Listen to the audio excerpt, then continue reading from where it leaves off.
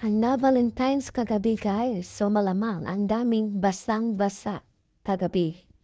Ang Valentine's, sobrang basa. Marami ang nababasa kagabi.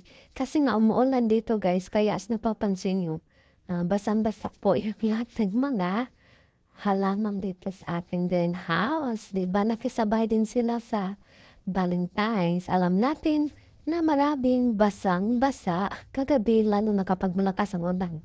O yun pang edit kong sabihin sa basang-basa. O, tingnan nyo guys, sobrang basa. Diba? O, tatalsikan pa yan. Mabasa na may patalsik pa. O, diba? O, ganun ang ganap kapag umuulan at sa mismong Valentine's Day. Diba? Umulan kasi kagabi guys, Valentine's Day kaya. Ayan, ito na naman tayo. Iba yung ano ko, pero may nakikita ako. Kaya ayan.